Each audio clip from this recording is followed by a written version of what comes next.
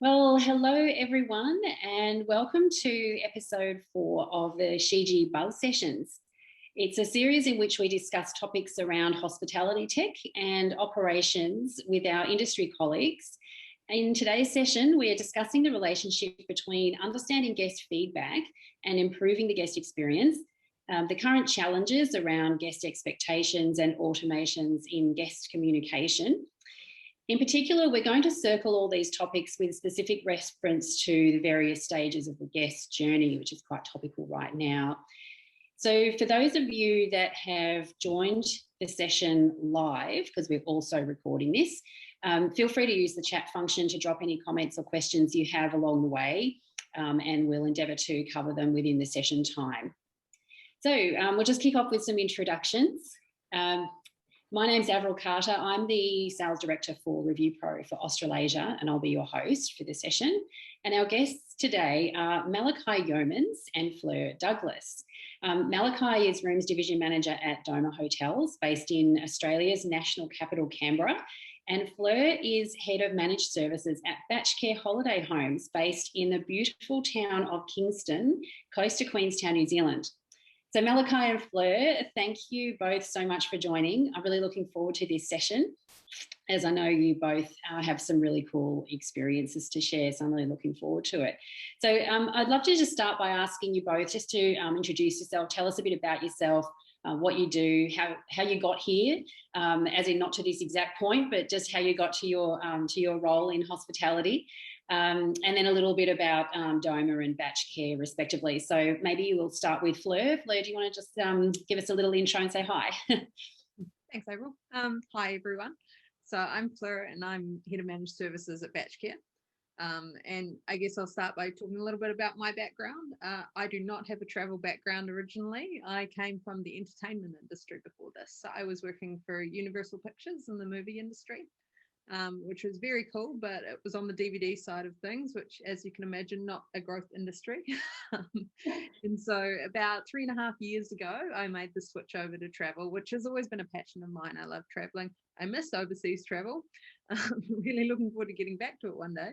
And I came across the Batch Care, and I originally started looking after our owners. So we're a holiday home management company who do the full service solutions. So we look after the guest side and the owner side.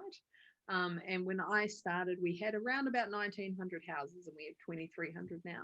And so I went originally from the owner side, then I started working in the managed services side and operations side, looking after our property managers who go in and manage the properties as well. And then now I get to focus just on the guest experience side and the in-stay experience, which is quite cool. So like I said, we're sitting around 2,300 houses at the moment, and it's a wee bit of a different industry to the hotel industry. It's a wee bit non-traditional compared to that, but we welcome over 1 million guests every year, and it's very exciting. So I'm really excited to come and talk about the guest automation. Wow. Thanks, Fleur. That's really interesting. Interesting background with Universal Pictures. And Malachi, over to you. Yeah, thanks, Avril. So I'm Malachi. I work at Doma Hotels and Hotel Realm. I'm the Rooms Division Manager here. My background for the last 8 years, has been working in hotels. And I started working in housekeeping, and I've dabbled a little bit in all different departments of the hotel. So I worked a bit in reservations. I went into night audit work. I've done a little bit of events as well, but my passion is sort of mainly with front office, and within that is, guest experience, and which relates perfectly to this forum. So yeah, at the moment I've relocated over to Canberra for the last 2 years, and I've been working at Doma Hotels. And Doma Hotels is more of a boutique hotel chain. We're locally based here in Canberra, and we are branching out into other states within Australia as well. So last year we opened up a new property in Sydney, Little National, and we're looking at opening a few more properties across Australia. So I'm excited to see that branching out as well. Yeah. Oh, awesome. Thanks, Malachi. Thanks for both joining us. Yeah, it's a good mixture of speakers we have today. And yeah, it's interesting to hear how we all got to where we are, and especially in different sectors of the industry, because I think even from both of you straight away, you can see the principles of like listening to the voice of the customer apply just across the spectrum, regardless of what part of the industry that we're in. So I guess just to complete the picture, just a brief intro about me. I also started out in hotels, straight out of uni, hospitality management at university down in Melbourne. And yeah, I worked in hotels for a number of years in operations first, and then in sales. And then I've crossed over into the travel industry a little bit with airfare consolidation and travel wholesalers.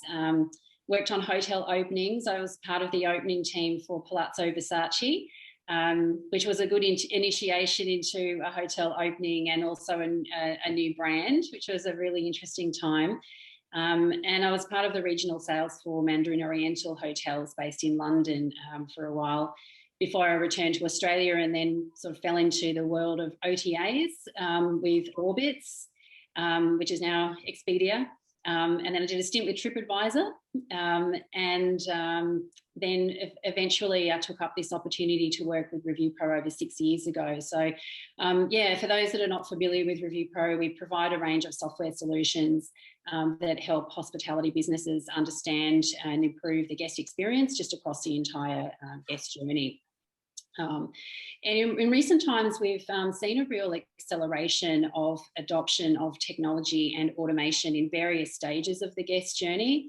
Part of this acceleration is kind of partly around the sort of general change, or what I would call sort of social trends and adoption of tech in our day-to-day lives, like the proliferation of messaging as a communication preference. But a big part of it has been because of, quite frankly, necessity, because of the pandemic, really, the need to adopt new practices and protocols and big changes even also to our staffing and our human resources and the way that we work. So I'd love to have a session that didn't mention the pandemic, because I'm sure we've attended so many of them, but it's just had such a big impact on our business and continues, right now. We're all sat in lockdown. Well, I'm not technically in lockdown, but both Fleur and Malachi are. And so, and it's also, we should acknowledge it's affected our personal lives as well. And in hospitality, and whether you're in hospitality, really in any part of hospitality, so much of a part of it is around the connection we have with people. And being able to, I think, certainly from my experience, probably from yours too, from being able to present and talk to people in our jobs every day, whether that's in customer service or front office or in sales and so on, you've kind of got to be in a good headspace generally, I think, to do that. And I've definitely through this time had to look at ways of kind of what I would call taking care of my headspace or my mental health over this time. And I've had a few outlets that help me keep my mind healthy. For me, I do things like I swim. When the pools have been open, I swim, and I find that they're very therapeutic.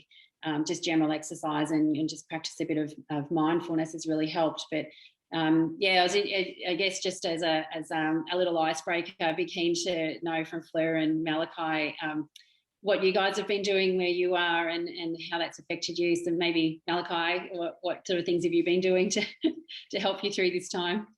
Yeah, well, we're in lockdown, as you said, so that hour's freedom of a walk we've been able to go on. That's what I've been taking up a lot. I'm really, really lucky. I live right next to Lake Burley Griffin, so been going for my daily hours walk. But I also do like pottering around the house and doing a little bit of gardening, so that keeps me sane. Oh, nice. You probably do tend to that lovely indoor plant you've got behind there. Yeah, you shouldn't see. If I turn the camera around, it's a little bit of a forest back here. So. Oh, excellent. And have you found that too from those you're managing staff as well? You find that from your how do you help your staff and sort of help them cope with that kind of thing? You give them tips around what to do, and how have you found that? Yeah, it's been a challenge. Like even in lockdown, we are still open. So I do still go into the office a couple of days a week. But the main thing is there are a lot of people that aren't on site. So keeping in contact with everyone and keeping everyone informed, but also not just informed about what's changing. A lot of casuals are on stand down at the moment. So just keeping in contact with them, keeping that connection with the team, so they don't feel like they've been forgotten. That's really, really important. Yeah, definitely. Yeah. Oh, cool. And Fleur, I think you've got some interesting stories to tell about what you do, how you've been coping with lockdown. Yeah, it's been interesting. So in New Zealand, we've just gone back into lockdown very unexpectedly a couple of weeks ago, and so yeah, there's been all sorts going on. The in joke at my company is that on day one of lockdown, my hair was so ridiculous that I got challenged to have a different hairstyle in lockdown every day. So we're now 14 days in, and I've got a different one every day, so that's good. But yeah, I mean, something we do at Batch Care, we have a partnership with a company called Mentamia, which is a really good mental health app. So we all use that every day. Reminds you to stay in the moment and do a lot of mindfulness stuff. But other than that, I mean, I'm quite lucky, I guess, in that my life really resembled lockdown a lot of the time. I just live with my little dog who's behind me asleep. And I live in a very, very small town, so we don't have any shops. So we can't go to the shops on a normal day. So there's that, and I'm a long distance runner, so I've been out just doing, our only restrictions on exercise are that you have to stay within 5 kilometers of your home, but you can still get a pretty long run in if you do the circumference and just do every street. Well, running every street in my town was only 10 kilometers long. It's a very small town, but yeah, it's about getting out in the environment as well. I live in a very pretty place. I'm very lucky, and yeah, within 5K of your house. Oh, that's awesome. Love that. I love the hair idea. I feel like I need to adopt that on our sales call, on our internal meetings. Maybe not with my clients. I don't know. Actually, my clients wouldn't know if I changed my hair or not, I suppose. But yeah, definitely with internal meetings, it's a good challenge. Thanks, guys. Well, thanks for the intro. So we're going to kick off. We've got a series of questions, some discussion points that we're going to talk about today. And we'll just start off with this one, which is around effective communication around each stage of the guest journey. So I think we all know one of the effective ways to build a strategy for effective communication generally is to focus on each stage of the guest journey, and even look at and even do an analysis maybe of where you have touch points with your guests at each stage of the guest journey. When you think about each stage, I mean like the look, the book, the pre-arrival, in-stay, and then post-departure.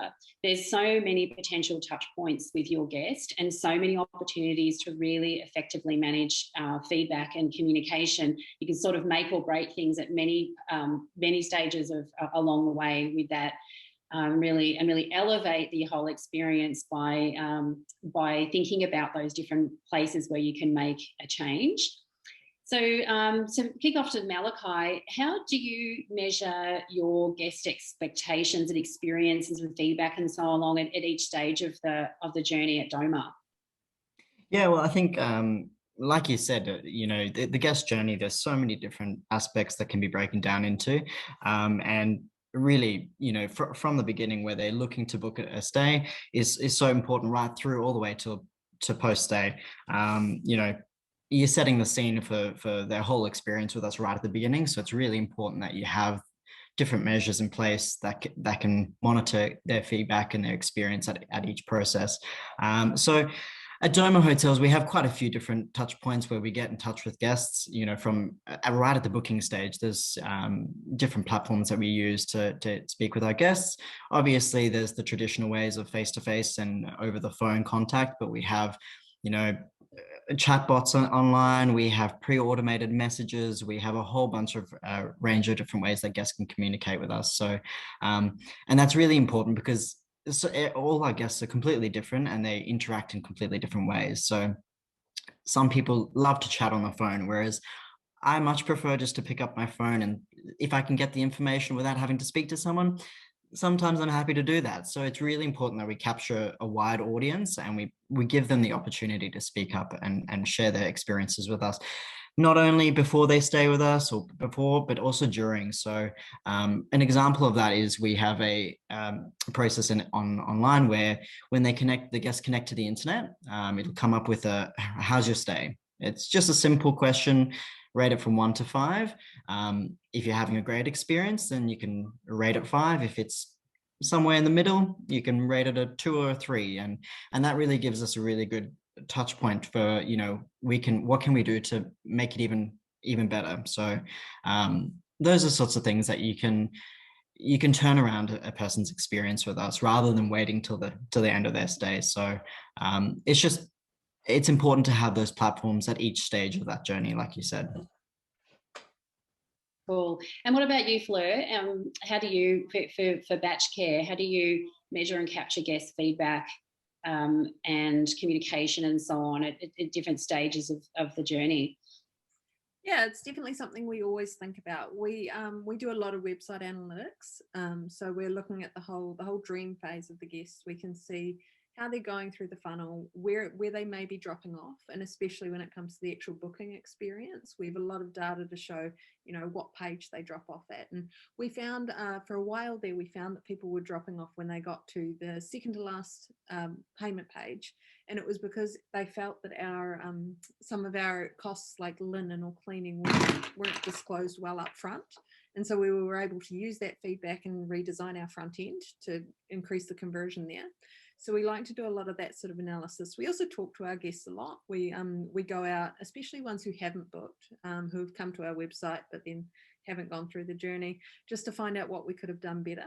But then other than that, similar to Malachi, we don't have a first night stay survey at the moment, but our parent company do, and they use it immensely. And it is that after they've had one night's sleep and you say, what could we have done differently? And it might even be something as simple as they wanted a firmer pillow, and you can sort that out rather than waiting till the end of the stay and finding it out then.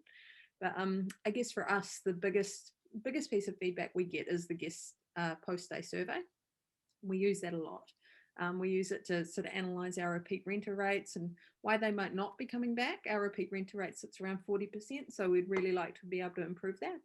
And that's the biggest pool of data for us. We get hundreds of surveys back every week and pore over them for hours.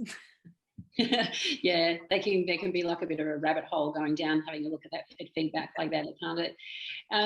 Do either of you think, you've probably already sort of answered it, but do either of you think there's any particular stage of the guest journey that's more impactful or meaningful than others?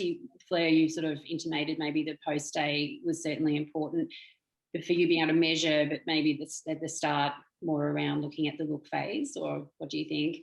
Yeah, we although we have the most data on the post-stay, it's probably the in-stay that we consider the most important, and that's where we're trying to bring a lot in to be able to talk to our guests more in-stay and get more sort of live feedback that we can do something to turn their stay around. Because something we found out through the analysis of the post-stay feedback is that your overall better feedback actually comes from guests who have had something go wrong that you fixed. They actually tend to have a better overall score than ones who have had nothing go wrong at all, which is quite interesting. So that's why we really want to focus on the in-stay stuff, so we have the opportunity to turn those experiences around. Yeah, wow, that's interesting. And yeah, it could be something where you feel like you've either fixed something, but sometimes fixing something could also just be, as you say, if you elevate that one step further, it can be not just fixing something, but just making something even better from something that they maybe mentioned during an in-stay. Yeah, totally get that. And Malachi, what about you? Is there any, for Doma, I know your spread of business, your demographics a little bit different. Is there any particular stage of the guest journey that's more impactful than others, or do you kind of think it's an even spread? I think it's an even spread personally for our business. I think, we have a range of different clientele that stay with us, and each different part of that journey is completely different to different people as well. So for one person who may not travel a lot, they really want that, welcome, that check-in, all of that information to be provided well in advance, a really clear communication. Whereas some people might be a business traveler and they really just want that in and out, sort of breezy, smooth sort of check in and out experience. So same with, post-stay as well, like something could go wrong after as well, where if they don't get their invoice or their receipt and they're having to chase it up for business reasons, there's a whole range of different points that they're just as important as the in-stay for us as well. So it sets the scene for they could have a perfect stay and then one thing go wrong at the end and that could impact the rest of it. So I feel it's really important to make sure that whole journey is really seamless. Yeah, yes, yeah. Good point. And it just goes to show that you sort of need to be be thinking about every single aspect, and not just every stage of the journey, but what do different aspects of or demographics or customers need and want at those different stages. Yeah, totally makes sense. Yeah. Okay, interesting. So we know that managing guest feedback is always a general challenge and focus, because that's what we're all about. But out of interest, what challenges have you noticed in more recent times, like as in over the last sort of 18 months or so, about managing guest feedback? To this question to both of you, but maybe we'll start with Malachi on that one. Yeah, there's no denying recently it's been a bit of a challenge with guest feedback. Our business has completely shifted. So at the moment, one of the challenges we face is being a 5-star hotel. A lot of people aren't able to travel to their usual holidays that they were going on. So our business that we're getting a lot of local leisure stays, which is fantastic. But there comes that level of expectation with that as well. So that holiday that they could have previously gone on, now they're bringing to us, which there's a lot of expectations on that, and we want to make sure that we're delivering on what we promise. And with that, the challenges are, as a 5-star hotel, during COVID, obviously there's been reductions on staffing. There's been restrictions around facilities that are open, whether it be pools, whether it be dining facilities. So it's really been a challenge to make sure that we've communicated all those sorts of things with our guests before they arrive, so that they know what they're expecting as well. So that's probably one of the biggest challenges, is that we're listening to our guests and seeing what they say about their experience and meeting those expectations. Yeah, cool. Yes, yeah. So it's almost like a mixture of that, because of different clientele. Then firstly, expectations have changed, but also being able to just monitor the feedback itself with the challenges of staff resources and so on. So yeah, it's a bit of a mix of both. And Blair, what about yourself? What about for Batch Care? What are the kind of challenges in more recent times that you've faced? Yeah, I mean, we've seen the exact same pattern, that guest expectations have completely changed in sort of during and post-COVID times. We're not really post-COVID. We thought we were post-COVID in New Zealand. We weren't. So for us, it's we've always had a very, very strong domestic market, but now it's the domestic guests who are replacing the overseas holiday with going to Queenstown or going to the Coromandel. And it is coming with very different expectations. They're expecting the same sort of experience that they were getting when they go to Bali or somewhere. Which is a little bit hard to replicate. And it's interesting because it's a trend that's been happening worldwide, is that NPS has very much suffered, especially in the travel industry. And we've definitely seen that, because we see all our other measures, cleaning, service and property scores, have all increased. So you can see we're doing a better job, and we're getting higher quality stock and providing higher quality holidays, but NPS has dropped. Which is really interesting, because it's quite inexplicable. Normally you would expect a correlation, but there's not, and it's because they're expecting just something a wee bit more. And so that's been a bit of a challenge that we've had to really address, sort of what we can do to add value in a different kind of way, and look at things the way we never have before. And experience going down the road of having local partners and that sort of thing, and being able to add value in a stay. A local partnership we had this year was a company called Snowpro, who they come to fit your skis in your house, so you don't have to go to town and hire them. And that was quite a cool thing for our guests to experience. They could stay at home with a wine and just enjoy someone coming and fitting them for ski boots instead of having to go to town. And we're exploring lots of little things like that to try and improve the guest experience, and get it back to the higher NPS again. Wow, that's really interesting. In some ways, that's kind of like a blessing in disguise, I suppose, because those sorts of, and I think that this will be happening, is that some of the things that people are implementing now, whether that's technology, automation, or looking at ways to kind of elevate the guest experience, and everything you read about implementing technology early or in time, is that it always, if you're doing it for an immediate purpose, it always has a much longer term benefit. So yeah, I could see that really happening for you, because and then you can kind of scale that when you do have international business again, that there's other ways that you can grow that kind of elevated experience as well. That's really interesting.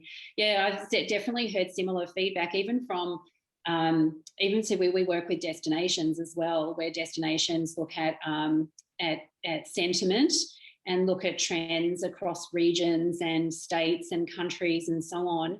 And we've definitely had some feedback from some of the regions that say they can see that whilst they've had an uptick in visitation, because things like domestic travel has increased and so on, but they can see that they've been challenged with their reputation scores and so on, their satisfaction, and they're putting it down to the same thing, that the travellers that are going and they're new travellers that haven't, and they've got different sets of expectations, coupled with or combined with like the perfect storm in some parts of certainly in Australia and maybe New Zealand as well, where they've had a lot of staff leave the industry. And so they're coupled with having service challenges and being able to fulfill the same experience or even a better experience than they had before. So yeah, interesting times. Thanks for that. That's really interesting. So one of the other trends that we're seeing is around the need for information, which is always growing. Like we know, like that. Even if you've seen that, the saying that data is the new oil, that the value for data is just growing and growing. But unlike oil, which is depleting, the actual amount of data is just growing and growing as years go by, and the need for information is just becoming more and more. Some of it's kind of specific to in our industry, some of it's specific to the pandemic, as in suddenly there's a whole lot more information people need relating to that topic, because they need to know if things have changed or what's changed in the region. Can I travel? Can't I? What do I need to bring? All that kind of thing. But also just around the general kind of like increasing need to have information, but also where people go and expect to find to get the answers. Kind of like what I think Malachi said before about how his preference is messaging now, because he doesn't want to have to talk to someone. He just wants to message it. So that's also, and in some ways a need and increase in information. So, and I think about like travel, I think about, say, for example, my parents, how they used to travel on holidays, our family holiday, that have like the big travel wallet from the travel agency, and they'd have the tickets, the air tickets, they'd have all their coupons, all these like information. Sometimes you used to get a little book with all information in there about what you need to go. And then I think about how I travel now is I pretty much just walk out the door with my phone and a passport if I'm going international. And then I feel like that's all the information I need. However, it's not, because then when I'm traveling, I'm like, oh, okay, oh, hang on, what's the address of the hotel again? I'll look it up or find it, how long does it take? So it's interesting how it really has changed. So I'm just interested to know from both of you, how have you addressed those specific challenges around that sort of like need for additional information, but also around the changes. So yeah, Fleur, any comments from you? Yeah, that's actually a really interesting one for us at Batchcare, because we've made some big changes in that regard, because what we have seen is the need for consistent information earlier. And I think it does tie into as well the fact that people aren't traveling internationally and they're used to it, is that, you used to text someone the day of with key information, and that's not the standard anymore. They need that information before they leave home, or they'll be chasing you for it. And it's something that we learned a lot about through the guest feedback process and through our post-day surveys, is that the message came through loud and clear that guests were very, very interested in having consistent information in the same format every time, and getting it in a timely manner. And that's just become more and more. They're less interested in what our old offering used to be, was that our property managers would take care of all that sort of communication. And the guest feedback was quite clear that they found that inconsistent. Like they would have a great experience in one region and then they go to another region and it would be completely different. And they wanted that consistency.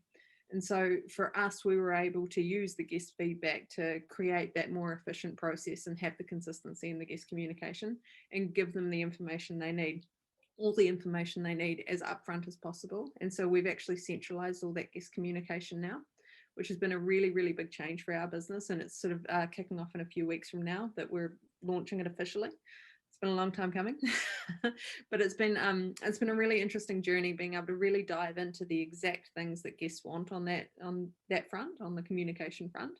And it's just so clear. It's understandable, right? They want consistent information when they need it. And it's an easy one to solve as well, which is lucky. But it's been really interesting diving into it and seeing how clear guests are about the fact that's what they want. Yeah, wow, that's interesting. What about you, Malachi? Have you found that sort of volume of information or the sort of the changes? I think you mentioned the other day about the type of information that your guests are looking for now, but you were sort of alluded to it with obviously having different demographic now, obviously with maybe some more leisure travelers and so on. Yeah, how have you found that there's a change and how you guys address that? Yeah, there's I mean that's one thing we're getting. Most of our businesses, a lot of phone calls, and we're getting a lot of questions.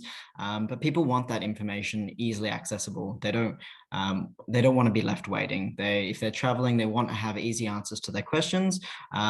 So we have had a lot of changes. We've had to be really clear on our websites with communication about what's available, and making things easily accessible. Having, sometimes you can go onto a website and it can be impossible to find out how to get in touch with the person directly. So making sure that those platforms are available. So if they need to speak with us, if they want automated messaging, or if they need to speak to a person, so that it's easily accessible for them. There are certain things that we do get a lot of questions around, obviously whether guests can travel, or if they're safe to come into the ACT, or what sort of restrictions there are. It's really important that obviously all the staff are aware of what restrictions that we have in place, but also that we don't pretend to know all the information, because that information can change so quickly as well. It can change in a matter of hours. So for those sorts of information, we do refer people back to their local, government, or health advisory. But as far as we can do, we try to provide the best information possible. So we also, like Fleur mentioned about automated messaging. We send ours a few days prior to their stay. So, we ask them, that we give them that opportunity to come back to us and ask, do you have any questions before you come to us? Is there anything more that we can do for you, just to make that check-in experience nice and seamless? And we find that a lot of people respond. They may not have called us to ask questions, but as soon as that message goes out, we do get a lot of response from that. So it's really great to see that we can get ahead of their stay as well. And sometimes it's not necessarily a question about their stay, or that need for information. They might just be letting us know the reason for their travel, which is information for us, which we can then do something special and meet those expectations as well. So having those automated platforms are really, really useful for both the guest and for us as well. Yeah, that's good. That's interesting. Cool. So, we'll talk. We've sort of already touched a bit on automation, but we'll talk a bit more detail about that. I guess we should sort of clarify first, like, what is automation? So, if we look at the basic meaning or the actual definition of automation, it's the use of machines and computers to perform tasks with minimal or no human assistance. Typically, tasks are automated to increase efficiency, consistency, reliability, and also to save costs and prevent human error. Often the tasks are simple and repetitive, or require a lot of mental or physical effort, and can be done by machines or computers more easily and quickly, inexpensively and competitively than by humans. In our industry, automation is increasingly common, but and I think that we kind of have a bit of a tendency to kind of hold back on automation because we're hospitality, and we think about those kind of gimmicky humanoid robots that are like delivering towels to the room and so on.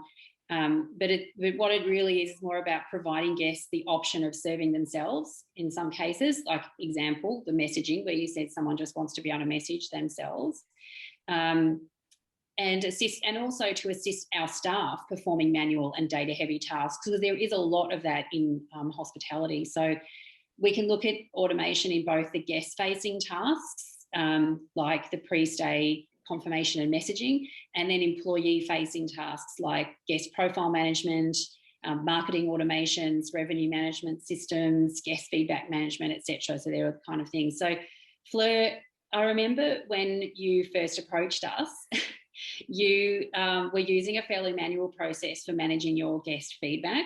So can you talk us through how you addressed this need? Like, what was the problem, and then how you addressed it, and how you implemented automation in your processes, from how you send your surveys to the follow-up that you do, and how you act on the feedback? Yeah, absolutely. This is one of my favorite stories. So anyone listening who has been in a startup will probably recognize this sort of story. So we had, for our guest feedback, we had an incredibly manual process that had just been developed very early on in Batch Care's life. We're about 19 years old now.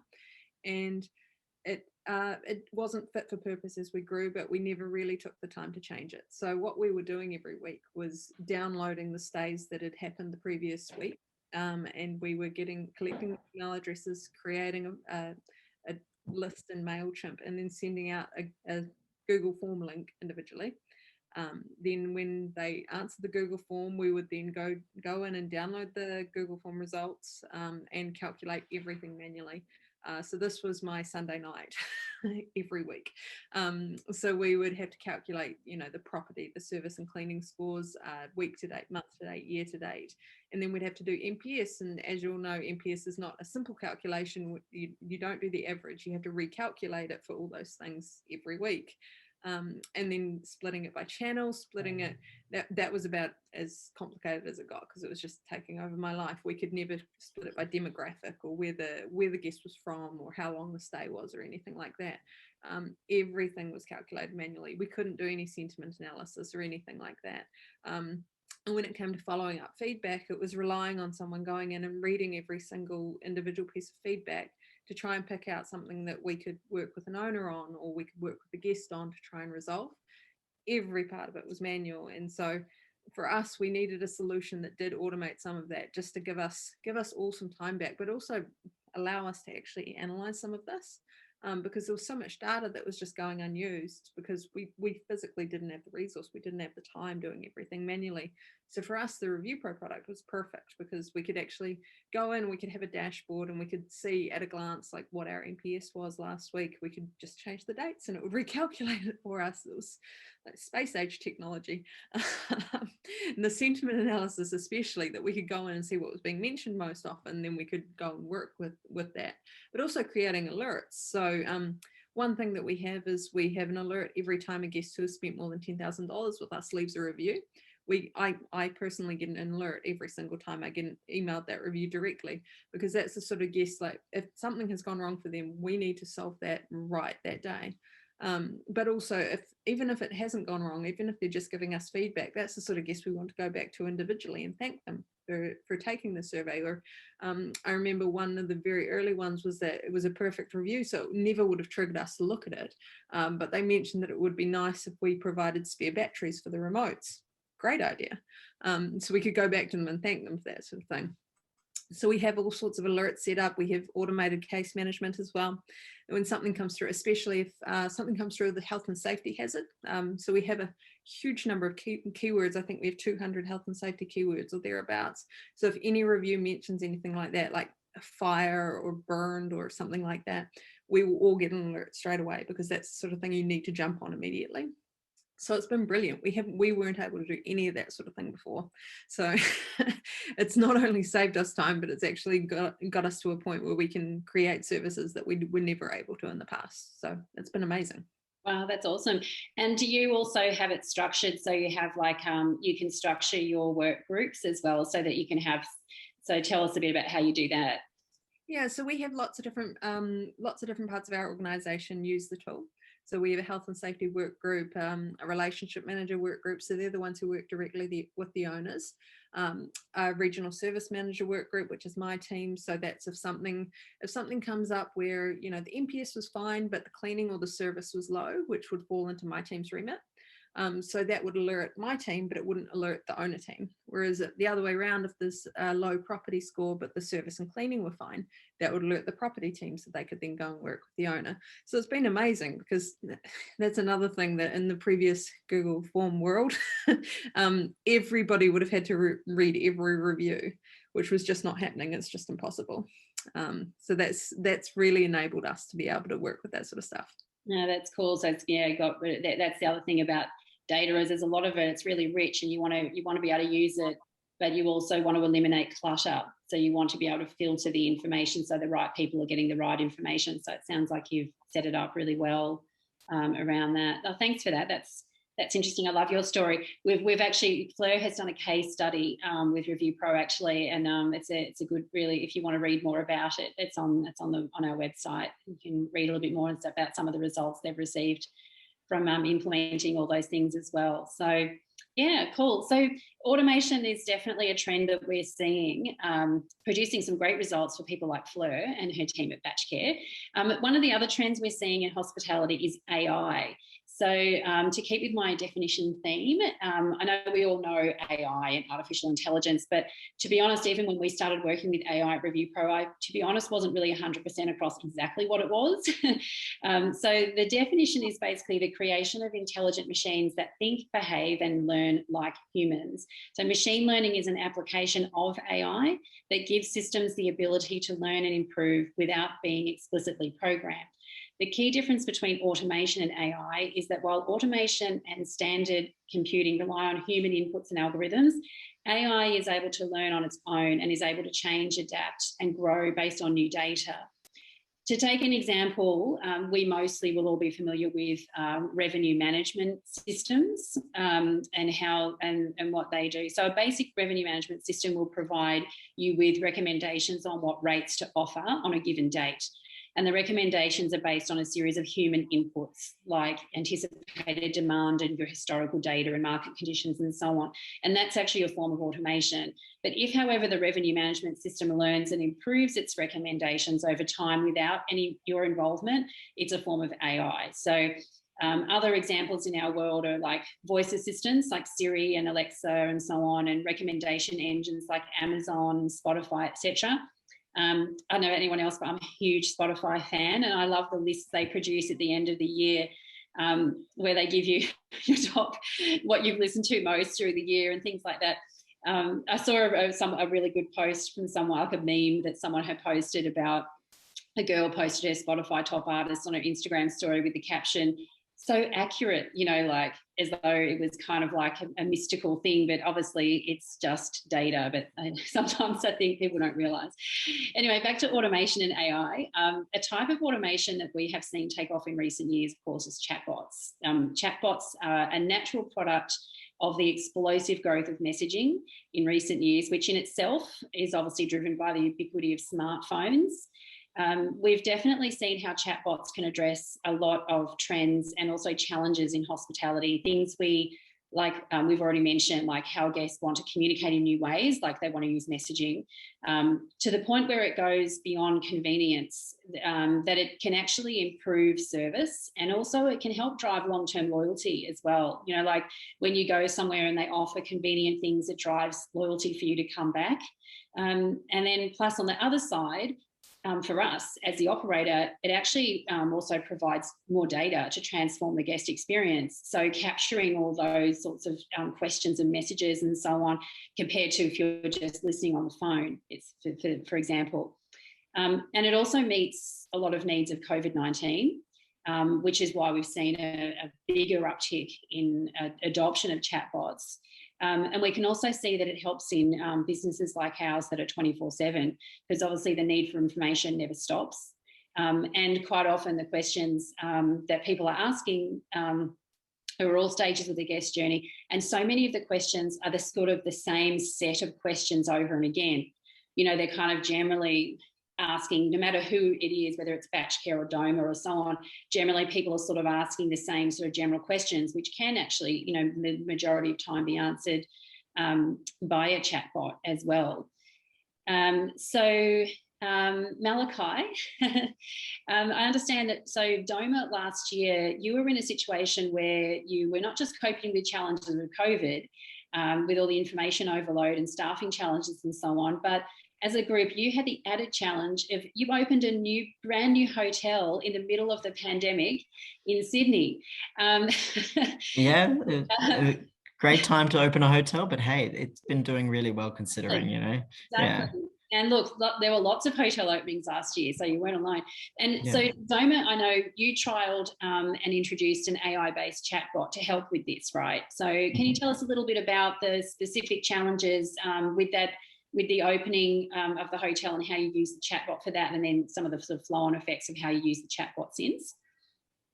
Yeah, so Basically, Doma Hotels, the hub for the hotel chain is in Canberra, and Hotel Realm is where I'm situated, is sort of like the mother property for all of our properties. So we opened a new hotel, Little National, in Sydney, and we implemented the chatbot through Review Pro as well, which on the website was so easy for guests to use. We were getting a lot of questions that were coming through, and what would happen is, if for whatever reason the receptionist was occupied or the phones were occupied at the time, all phones would divert directly to Hotel Realm, which sometimes could be, particularly when a new hotel's just opened, was a bit of a challenge, because depending on the question, we were finding a lot of questions being things like, oh, where's parking, or how do we get there, or which, when you hadn't actually been to the property, or you're not from Sydney, were a bit of a challenge to answer some of those questions. So having that chatbot, once that went live, took off a lot of those questions where we will be able to put in directions so a guest could answer those sorts of things. So we saw a huge reduction in the phone calls that we were receiving. But with that being said, it wasn't like a chatbot that we implemented that, you can go onto certain websites and you have an automated chatbot that just can't answer your questions. These were questions that we were able to update answers to if there were regular questions that were coming up. So it was really good, because any questions that couldn't get answered would be forwarded directly to a duty manager. So we will be able to pick up on trends as well. If there was things that the chatbot couldn't answer, we could then update as well. So it's been a really useful tool. And since then, we've actually implemented the chatbot at Hotel Realm as well. So particularly now around, like you've said, there's so much need for information. We've now been able to adapt that here. So we've added on extra cancellation policies. You get a lot of people who ask questions around early check-ins, late checkouts. And those are sorts of quick questions that can be answered through a chatbot, which takes off a lot of stress. When you have got reduced staff available, it does help as well. Yeah, that's cool. Yeah, there's lots of interesting bits in there, because I think there's sometimes a misconception that the chatbot is an all or nothing, that it just answers or it can't.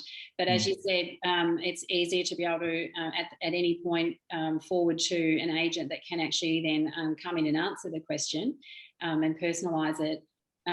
It overcomes the challenges of less staff, firstly from the volume, but also, I think you mentioned you've been employing new staff now, as things move and change, and as the hotels close and open again, and then sometimes you've lost some staff and you have to retrain. And some of those people don't know that. I mean, you had the extreme where they didn't know it because they were literally living in another city and they didn't know, like, how is it from the such and such train station? They're probably thinking, I wouldn't even know where that train station is. So it helps overcome those things. There's even the ability with some, I know with our chatbot, there's even the ability to actually still have that live knowledge base of all the information, which, as you said, you can update and keep that as a really good centralized area where you've got all the information in one place, and update things like your cancellation policies and your COVID restrictions, and when the pool's open and closed and things like that can be really quickly updated without having to update your whole website. But you can also use the live knowledge base if you don't want the actual chatbot completely activated to answer, but you have teams that want to use a bit of a hybrid. We're seeing this in some cases, some clients that use this where they have staff that actually use the knowledge from the chatbot, so they can actually use, like, it's kind of like an agent suggestion mode, where they can actually, it'll actually come up automatically with sort of the answer as in the interface where the agent's answering that question. They can see, and then they can click on that and they can use that answer, but they can also personalize it as well. So there's different ways that using a chatbot can really help. And I think it's interesting to hear from you that it really helped overcome some really specific challenges for you there. So that's great. Thank you for that. So that's all really interesting. So we're kind of coming towards the end of the session, but so I just wanted to wrap up and hearing how you individually and as groups have adapted and all focusing on the guest experience. Just as a final thought from both of you, I'm interested to know how you see the connection between understanding your guest feedback and improving the guest experience. So what kind of metrics do you use? I guess we're sort of now looking more KPIs, reporting, sharing the feedback with your staff, and how that ultimately drives decisions. So maybe Malachi, I know that you're keen, you keenly notice and watch your feedback, your guest feedback, and it's a source of pride for you as well. So yeah, how do you see that connection between, and how you think that helps the staff as well? Yeah, I mean, like obviously Fleur mentioned, having that information so easily accessible.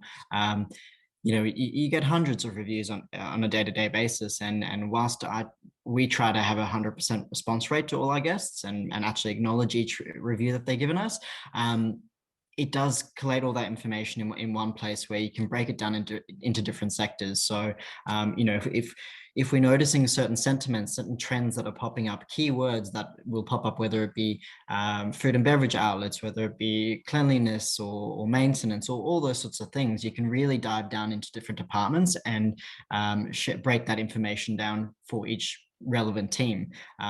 In a hotel, of course, we work as a holistic team. We were all working towards the same goals, but it's really important that you're giving the relevant information to the relevant people. Sometimes they don't want to hear all about food and beverage if that's not their sort of, that's not their forte. For maintenance, we can obviously see things that are popping up. Is it air cons? Is it TV remote batteries? Or those little bits and pieces, those trends we can really track on. And also being able to see where you were given at a different point in time. So, looking back on last year, what were our scores at? What were our NPS scores or our GRI compared to where we're at now? So have we improved? What needs improvement? And being able to not just seeing a number, but also being able to see down the keywords, that's what's really important. Having a score number, whilst that's helpful to see where we are, we need the actual keywords that pop up, so that it gives us somewhere to work on.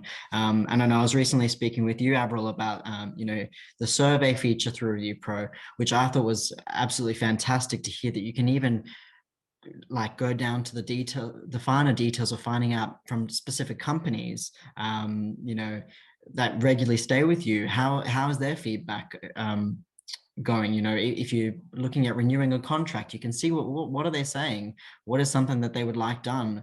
Or even if you're doing improvements to your rooms, you can filter feedback down to a guest specific room, which if you're doing improvements, you can actually find out, well, where's the starting point? When you've got a whole hotel room of 163 rooms, you need to sort of have a starting point, which, all that information, the fact that you can filter it down so much is just such a useful tool. It gives you a starting point and helps you, find out where to go from.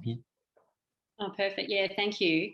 Yes, actually, that's a good segue for Fleur, when you're talking about our room number, because I know that with your feedback, you've got some amazing trackers going on by obviously you're tracking more not by room type, but by property. So you can see, and you've got multiple owners. Obviously, well, when I say multiple, like thousands of owners, so you're able to really get a good handle on that, and also by demographic, and by, I think you mentioned, like repeat renters and things. You can, by combining your survey with those filters that come in from your other database, gives you some really rich stuff. So yeah, what do you think about that connection between understanding the feedback and the experience?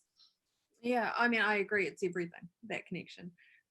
We, like you're saying, we use the PMS data intimately. One of my favorites actually is whether a guest has brought a pet or not, because NPS is higher for guests who bring pets. A pet? Oh, really? Okay. They tend to be happier guests if they're able to bring their dog along with them. I love that. That's my favorite. That's my favorite snapshot from the whole session. Pets improves our lives. Improve our lives. Pets improve NPS by 3 to 5 points. So we love doing that sort of thing. But the other thing is, like Malachi was saying, the keywords. It's the context that's behind the KPIs. So one for us that we noticed coming up was towels, that we were getting a lot of guest feedback that they weren't getting enough towels for their stay. And it was to the point where it's really, really easy in the tool that you can look for any review that mentions towels negatively. And we found out that of reviews that mentioned towels negatively, we had an NPS of 27 when our target is 64. So that was actually bringing our NPS down. It was mentioned in a lot of reviews, a worrying amount. So we were able to bring that into a project to investigate whether it was cost effective to add another towel to the stay. And so we ended up doubling the number of towels that guests get, and suddenly we're not getting that comment as much. So we're able to use the fact you can analyze it to such a granular level like that is just incredible, and it just means you can continually improve the guest experience. And like Malachi was saying, it's giving yourself a starting point, like, because otherwise you don't know what you don't know, essentially. So you can actually listen to what your guests are really saying, and then you can improve the experience for them. It's amazing. It's given us a world of opportunity. That's awesome, Claire. I love that. It is, it's true. And it often is, when I hear this from so many anecdotes, is that it comes down to, you've got to have the micro, but you've got to have the macro as well. So you need to see the above, but you need to be able to hover over it, but you need to be able to go down and actually find all those really specific things. And it's always like anything, from my day one working in hotels, it's always all the little things that can make such a difference. So yeah, it's really sort of proven that.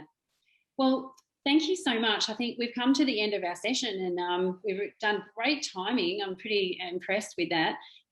There's nothing that's in the chat areas, no questions and so on, and we're pretty much right on time as well. So I just wanted to say a huge thank you to you both, Fleur and Malachi.